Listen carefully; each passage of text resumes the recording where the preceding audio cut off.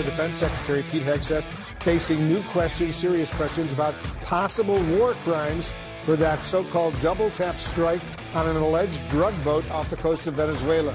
CNN and others have reported that that second strike killed survivors. Yes. Well, it was an airstrike. They're normally not designed to drop off lunch packs. They're explosive devices. They're bombs. They hit targets. That's the thing about dropping bombs on people. Just ask Barack Obama. He did it in more countries than any president since the end of World War II. That was Wolf Blitzer at CNN, of course. Oh, yeah. Then they get into the murder and war crime thing because they're all Democrats, let's be honest. And a very good and happy Wednesday to you. Once again, Hump Day in the United States and Mailbag Day here on the humble Chris Plant radio broadcast. And with that, I should jump into the mailbag. We have now, let me see, where are we here? Yes, Charleston, South Carolina, wonderful. From Kevin, I'm going to start with the big one. This was mailed in by way of the U.S. mail with a stamp in an envelope, a blue envelope, and it's for Mailbag Wednesday. It's wonderful, mailed to the radio station here, and on the back, we've got a drawing done by the sender in blue pen, and it's Hillary Clinton holding up what can only be believed to be a glass of cheap New Zealand Chardonnay. Looks like cheap New Zealand Chardonnay. Very good artwork. You can tell, so good is the artwork, you can tell that it's cheap, inexpensive, New Zealand, from the country of New Zealand. Chardonnay, a white wine that I've never been a fan of. I'm not really much of a white wine person, but that's me. Red wine is tasty with steaks and things like that. But let's get right to the question. Here it is. Hi, Chris. When the Democrats Party has a leadership meeting at a hotel, you know how this goes, don't you? And later when the fishbowl comes out, because, and it's signed by Kevin, so Kevin is saying they're doing the wife swap thing where you put the fishbowl out, you drop your car keys in there, then when you leave, you take somebody else's car keys, and that's whose wife you go home with or husband you go home with, and it's a Democrat Party thing. So, Chris, when the Democrat Party has leadership meeting in a hotel and later when the fishbowl comes out, my query, what happens when one of the few straight Democrats, pull the room key for a, Michael Obama or Chasten Buttigieg? See, that's a legitimate question. It is. Do they draw again, or do they use radio-friendly farmer allegory? Do they put their bite bit in their mouths while they're getting their back acre plowed? Chris, thank you for bringing some levity to our news. And that's signed by Kevin. So there's the question from Kevin, and I think that's a very nice question from Charleston, South Carolina. Isn't it wonderful? So, honestly, Kevin, I think, you got to play the hand that you're dealt. I think when you're at a Democrat Party meeting in a hotel and they do and it's often it's been in the past car keys, but they're in a hotel, and Kevin made clear it's in a hotel. So you can put your room keys in there, and then you go home with somebody else's spouse. See, and it's like that. And I got to say, Kevin, when you're a Democrat all the way, right? From your first case of monkeypox to your last dying day, and they share and share alike, don't they? Whether it's Big Mike Obama, Michelle Obama, and Kevin writes Michael Obama, or Chasten Buttigieg, the husband or boyfriend, were they chest feeding together? Do they have one baby or two? Must have been very painful. I stopped paying attention to them. Yeah. I honestly, Kevin, I think that, they're very strict in the enforcement of rules, except when they're not, of course. But when it comes to spouse swapping, because it's not just wives anymore, right? When it comes to swapping spouses, Kevin, I think that the Democrats, they have to go with the one that brung them. And if you pulled the king for Chasten boot edge, then it is Chasten boot edge that you're going home with. Not a lot of flexibility for that. Very strict, very strict. You know, they bring riding crops, things like that. That's how strict they are. An occasional bullwhip. But that's just because they like that book of Mapplethorpe photos. You know, but it's almost nobody will get that, but somebody will. Isn't that great? All right, thank you, Kevin, for that excellent question about Democrat spouse swapping, wife swapping, husband swapping, husband swapping, the whole thing. See, there it is. That's we just dialed in real time to the Democrat Party gathering in Washington. See, they like that. That's one of their favorite parts. And they are the party of slavery and the plantation and the bullwhip and the hanging tree. See, and a good spanking. Not the kids at home. But never mind that. Okay, next question. Thanks, Kevin. Anna and Paul. Wait a minute. This is this is from Charleston, but it's not the same people. The first two are from Charleston. Wow, that's kind of amazing. In South Carolina. What are the odds? Here's the second one from Anna and Paul in Charleston, South Carolina, and they ask, when are you going to write a book? I think my best girl might have sent this. And she pretending to be Anna and Paul in Charleston. So when are you going to write a book? Would it be about your life history or about current events? My life history would be too shocking for everyone. Anna and Paul, you're correct, and it's a very good question, and it's a conversation that my best girl and I have had on a number of occasions recently. And truthfully, I'm going to talk out of school a little bit here.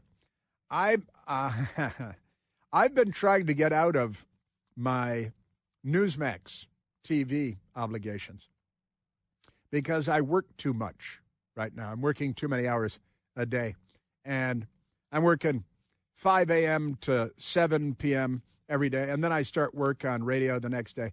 And I've been talking to the nice people at Newsmax about getting out of, first time told here, I probably shouldn't even talk about it, but I'm an honest guy, I'm a truthful guy, and I've been trying to get out of that. And one of the primary reasons is it's past time for me to write a book. I need to write a book or two books. I have two in mind.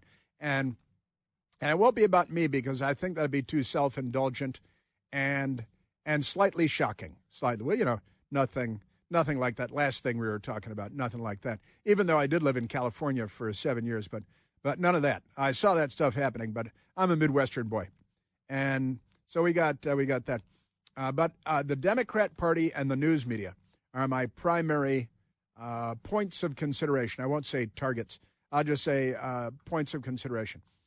When are you going to write? Sooner rather than later. I'd like the answer to be sooner rather than later.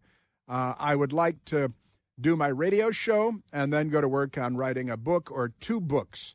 My grandfather, who was a radio personality starting in 1924, wrote two books when he was in the radio business. Patrick Henry Barnes, World War I veteran, Purple Heart, all that good stuff.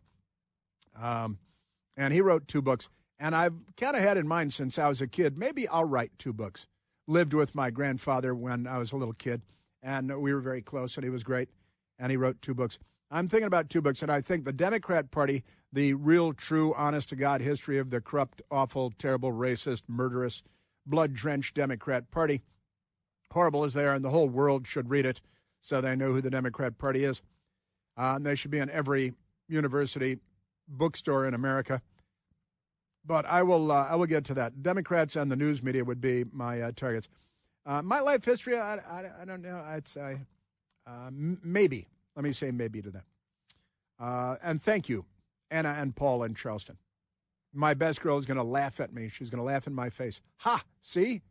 Get to work. And we'll have the crack of the whip thing again. Michael asks, the next mailbag question. Michael asks, Chris, when did Jump into the Fire become your top of the hour bumper, and how did you choose it? And Michael Pierce and I were talking about this morning, because I thought that maybe I remembered, and I had to go back and look it up because Jump Into the Fire is a fun song by a guy named Harry Nilsson, and the album, I believe, is Nilsson Schmilsson. And Harry Nilsson did the song Jump Into the Fire. I liked it for the drum solo part more than anything because it was very assertive, maybe even aggressive, the drum solo part of Harry Nilsson's Jump Into the Fire. And it is our bump-in music and bump-out music. And I've liked this song for a long, long time. I mean, I remember it from when I was a little kid, right? And when I heard this, I thought, well, that sounds like good intro music for the kind of radio show that I would do, right? And because the pounding beat of the drum, and my youngest brother is a drummer. My brother David, he's a drummer. He plays in 6 bands in Chicago, 6 bands in Chicago. But I found that now, Michael Piercy and I, we looked into it this morning, and I believe that I adopted Jump Into the Fire by Harry Nilsson in 2008. I believe I adopted that in 2008, which is a long time ago now. That's like 17 years ago now, isn't it? 17 coming up on 18 years ago that I chose that. When I started doing the 9 a.m. to noon radio broadcast, after having done the 8 p.m. to 10 p.m. radio broadcast for a period of time.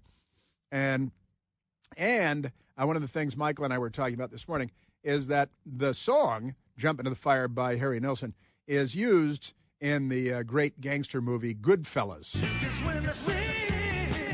I was going to be busy all day. I had to drop off some guns at Jimmy's to match some silencers he had gotten. I had to pick up my brother at the hospital and drive him back to the house for dinner that night. And then I had to pick up some new Pittsburgh stuff for Lois to fly down to some customers I had near Atlanta. Sure, well, that happens every day. And you got to, bring over Jimmy the guns to match up with the silencers that he's got. So keep everything quiet. We live in an urban setting. Just because you have to shoot an intruder doesn't mean you have to wake up the whole neighborhood, So we got that from Goodfellas. And I don't think I plucked it from Goodfellas. I think I had the drum beat in mind because I heard the drum beat and that was all talked over and everything. But fun movie. And the song does play, I think only in one scene, but it's a prominent scene in Goodfellas. 2008, I believe, is the correct answer. Before that, at night, I have no idea what I used. No idea. I didn't think I was going to be doing radio for a long time back then. I thought, I'll do this for a while and see what happens. I'll go back to selling small arms in Africa, something like that. So we got that. Yeah, but Harry Nilsson, Jump Into the Fire. Goodfellas used the movie. We started using it in 2008. And we had to look that up today because I literally didn't know. I don't follow my own career. But in 2008, I had to go check WMAL in Washington. They had a great morning show host, Chris Core, who had been on the station for 33 years. Chris Core, and was very well known in the station and in Washington radio circles. And one Friday, he was notified that he no longer had the 9 a.m. to noon job. My old friend Chris Berry was the general manager at the time, and he let him know. And then he called me and said, hey, guess what? I said, what? He said, Chris Core just got fired. And I said, what? That is unbelievable. He's been there for 33 years. That can't be fired. And he said, and guess what else? I said, what? He said, starting Monday morning, you're in the 9 a.m. to noon. And I said, what? That can't be. I work 8 p.m. to 10 p.m. It's real nice. Then I go out afterward, with friends and stuff. But we got that going. Now I have but a fun question. 2008 would be the short answer. I tend to be a little long-winded, I'm told. I've heard. I have 2 more mailbag questions for you, 2 more mailbag, including one from Ben the Lib. Ben the Lib. I have Ben the Lib question coming up from the mailbag, too. So, this Christmas, as we celebrate life, you and I and all of us have an opportunity to share that same gift with a mother and her baby, a mother in need and a helpless little baby. Imagine a young woman facing an unplanned pregnancy and unsure what to do about it. She's scared. She's searching for hope. And that's where preborn ministries come in. In one biblical tale, an older woman was barren and deeply distressed because she couldn't have children. After all, Sarah was 90 and Abraham was 100 when Isaac was born. God's plan of redemption often works in unexpected ways. Every mother preborn serves faces a moment of decision, a very important moment, when she sees her baby on an ultrasound provided by preborn, free of charge to the mother. In that moment, she has the opportunity to say yes. Preborn's mission is to help her find the courage and support to say yes. This Christmas, just $28. You can help save a life. And thanks to a special matching grant through the end of the year, your gift will be doubled as well. To donate, all you have to do is dial pound 250 and say the keyword baby when prompted. That's pound 250. The keyword is baby. Or you can go to Al Gore's amazing internet to preborn.com/plant. That's preborn.com/PLANTE. Yes, sir. Hey, there it is again. I know that song. It's the drums. It's the drums I like. And it's not about dropping the guns off to match the silencers. That's not it. But it is a great song, and decided to stick with that. And then you can only listen to it for so long, then I have to get to talking.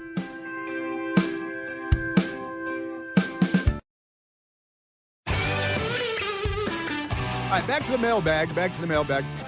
Abby asks, do you think, this is a Marjorie Taylor Greene question, who has announced that she's leaving the House of Representatives, Republican, creating a pain in the butt for the Republican Party. Abby asked, do you think more reps from the House will completely fail their districts and the American people like Marjorie Taylor Greene is doing? Do you feel there should be a penalty for not completing the full term? Abby, I honestly don't think more people are going to. I'd be surprised if one more did what Marjorie Taylor Greene is doing. I think it is not going to serve her interests in the long run. But what do I know? Politics is a ridiculous business. I don't think more Republicans will do that. I would be very disappointed if any did. If one of them were to become the last member of the House to leave that turned over the Speaker's gavel to Hakeem Jeffries, that person would be cursed, not just for the rest of his life or her life, but their family would be cursed for generations to come. Do you think there should be a penalty for not completing the term? No, I really don't. I think that the penalty you pay for leaving, not completing your term, will be social and economic, but there shouldn't be a specific penalty. You should be allowed to leave the House if you want to leave the House. Ben the Lib, final question. Ben the Lib asks, how does licking war criminal Pete Hegseth's boots taste? Bloodier than your normal leathery cuisine. First of all, his name is Hegseth, not Hagseth. And your grammar leading into your question, very, very poor. You correct the grammar and the spelling and get back to me next week.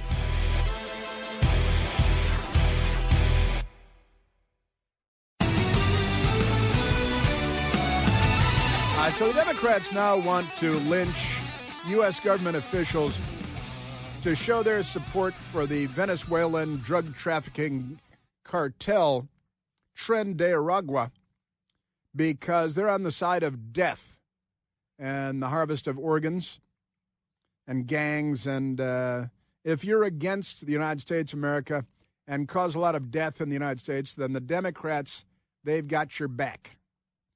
They want to go camping with you. The Democrats have a senator from Maine they call Angus King. He technically calls himself an independent, but he always powwows he conferences with the Democrats. He votes with the Democrats. He's a Maine guy. They like to think of themselves as being more independent in Maine. But Angus King is really just a Democrat who calls himself an independent. He's a United States Senator from the great state of Maine, the beautiful state of Maine. And Angus King, he was on CNN talking about that terrible, awful Pete Hegseth. Or if you listen to the liberal that sent in a question for our mailbag, Hagseth. That was Ben the Lib. That's a Pete Hegseth. It's Hegseth, but never mind that. So here is Angus King, and he doesn't like Pete Hegseth at all, although he probably wouldn't misspell his name. And the question that they're covering on CNN Can we charge Americans with war crimes and with murder for hitting from the air with military munitions, for hitting drug cartels smuggling large quantities of felony drugs into the United States? It appears that 2 people survived the initial boat strike, and they were in the water hanging on to the wreckage of the boat, and the special forces went in and killed them. That's against the law. That's a war crime. That's a stone cold, clear war crime. Stone cold, clear war crime. So I assume you don't want people to get away with committing war crimes, perpetrating war crimes. Would you say that the Secretary of Defense, the Secretary of War, should be charged with war crimes for killing? And the Washington Post reported, and Hegseth was sitting there in the room watching it live on the big screen, rubbing his hands together, saying, kill them all. And then Hegseth said on camera yesterday at the White House, I wasn't in the room. I didn't make the decision. The commander on the scene made the decision, and that's all easily verified one way or the other because they have a chain of command. And the Washington Post, they had anonymous sources telling them this juicy stuff, war crimes and murders. And there's Angus King, like I said, a Democrat. He's an independent in name only. He's just a Democrat, but there it is. Yeah, stone cold, clear war crime. There it is, right? Then Senator Schmidt, right? He's from Missouri. And Eric Schmidt was walking around on Capitol Hill when he was confronted by news reporters with cameras and so on. And Republican Senator Eric Schmidt was asked, shouldn't we investigate ourselves for following orders? Weren't they just subverting the military last week, saying that you shouldn't follow orders if they're illegal orders, and you all get to decide what's an illegal order and what's not, right? And this week, they're like, oh, no, the military followed orders. Now they have to be punished for following orders.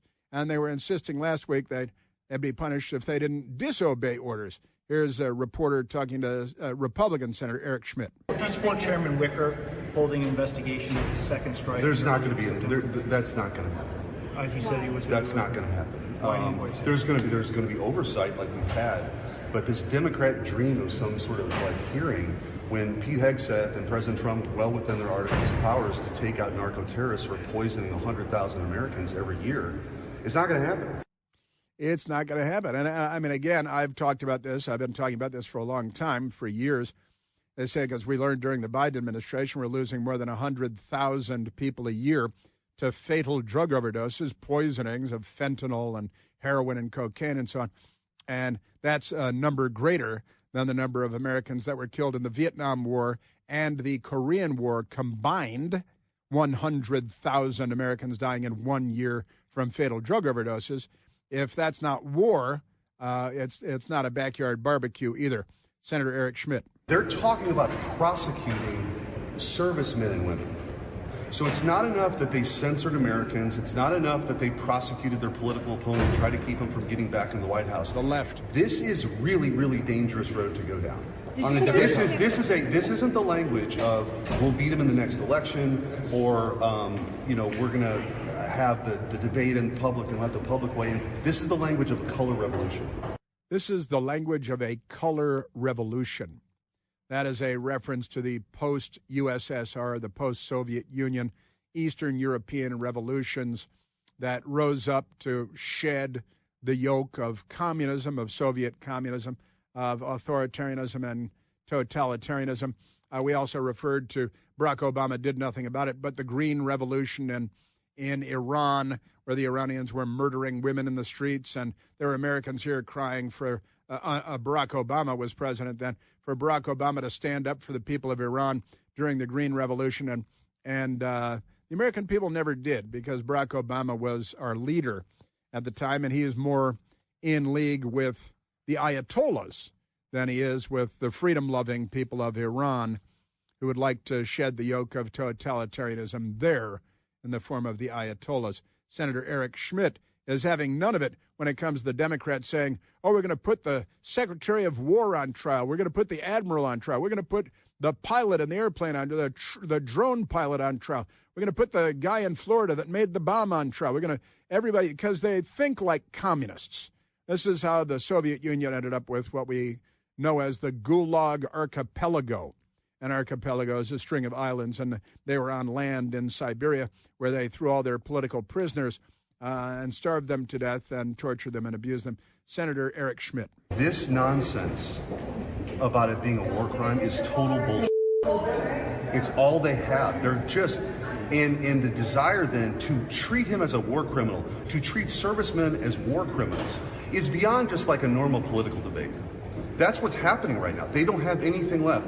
This is insane.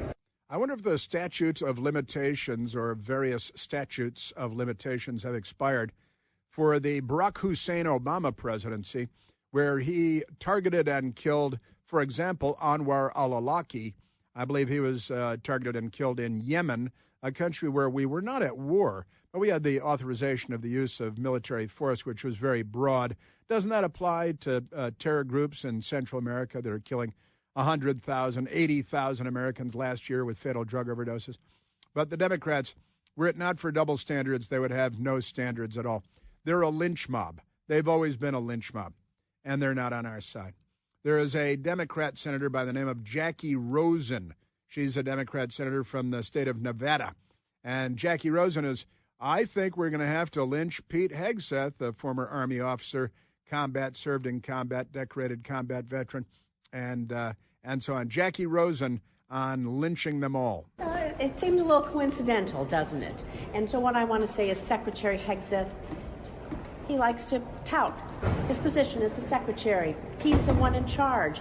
Everything stops with him. The buck stops at his desk for everything that happens. He needs to take responsibility. He needs to resign. And let's just put this strike at the top of the list of things that he's done wrong. This strike, now, again, the Democrats are selling a lawsuit that is being plied now by a family that claims to be Colombian. And, I have no idea where they're from. But the Democrats are very excited about this because there is a family allegedly in Colombia that says, our Mr. Fisherman was innocent. He was just fishing.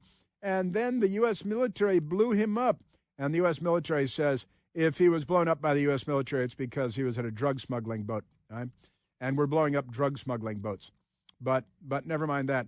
So there is a Colombian family that is suing the U.S. government because they want lots of money, and the Democrat Party is in league with them, in cahoots with them, because, they're Democrats. And if you're an enemy of the United States, then the Democrat Party is your ally. They're your friends. Also, they're making a big deal today. I mentioned it earlier, but the paper name tag in front of Pete Hegseth at the White House yesterday has his name, Pete Hegseth, and then Secretary of War. And the secretary, where it says secretary, there are two S's. And they think they really got something here. Now, the reality is they're at the White House, so the Defense Department didn't print those out. The White House printed those out. And the White House press office likely printed those out.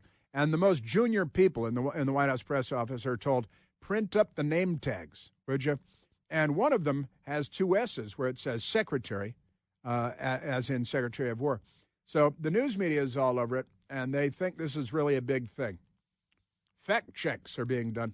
Pete Hegseth nameplate did say S. Secretary of War during cabinet meeting. Photo is real. Oh, we really got this. That's right. Barack Obama assassinated American citizens overseas without any due process. And that's why I ask, is the statute of limitations still in effect when it comes to the Barack Obama presidency?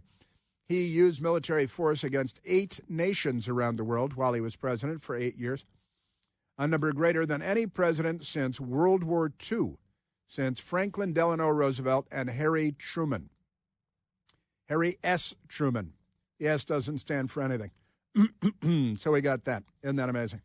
Yeah, they're going to town on that. Now, again, there's a Democrat senator named Jackie Rosen from Nevada, and she really thinks Hey, Hegseth, the buck stops. Hey, that was Harry Truman's line. The buck stops here. Had a sign on the Oval Office desk, the Resolute desk in the Oval Office.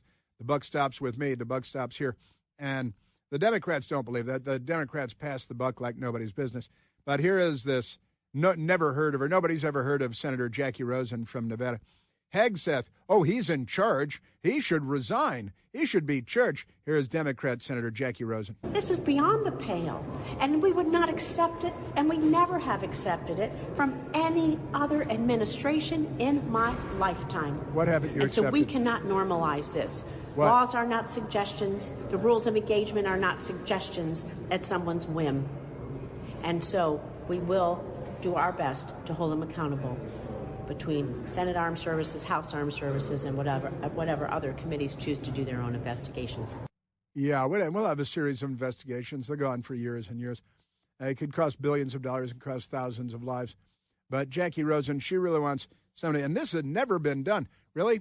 Let's go down the list. Can you name all the countries that Barack Obama attacked, that he bombed and sent SEAL Team 6 into to go get Muslims and kill them and rescue their hostages and all that? And also the creepy guy from Afghanistan that shot 2 U.S. National Guardsmen in Washington, D.C. last week, murdering one young woman and severely wounding one young man.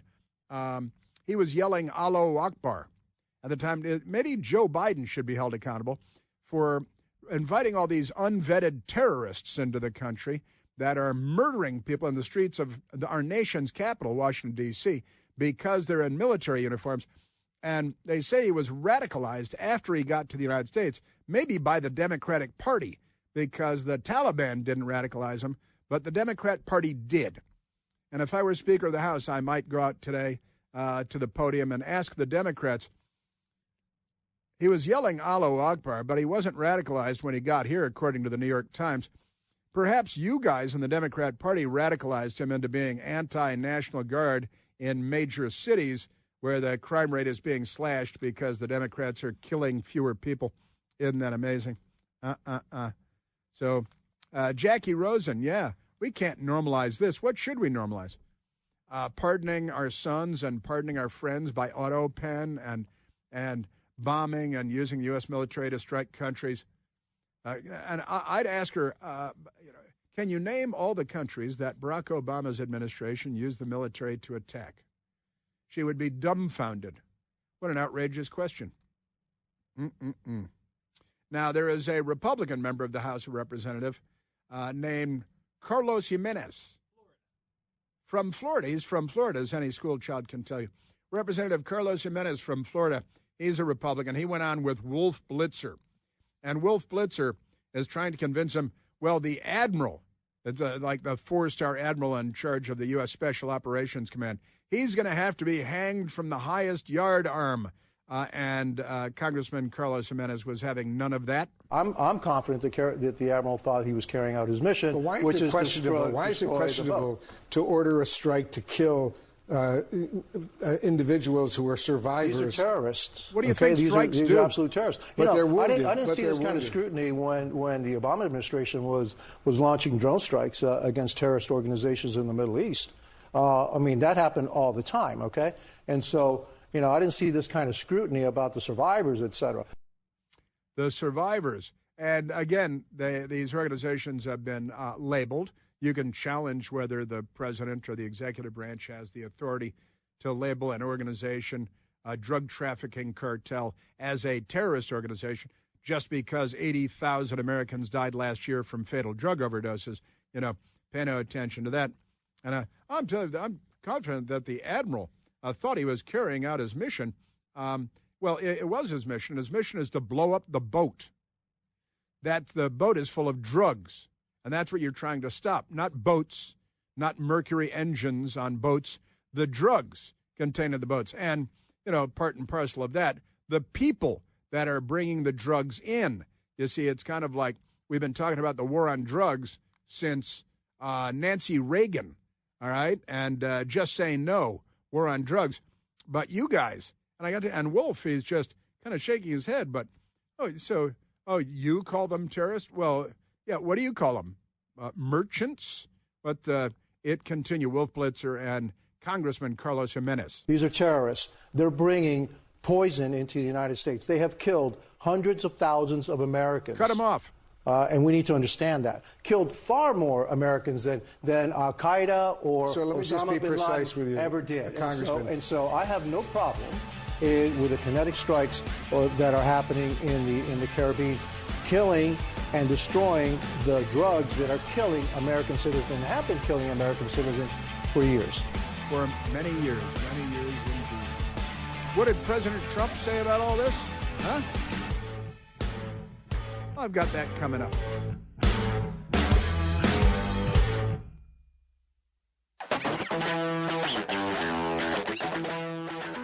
Yeah, so the Democrats are out to lynch Americans again.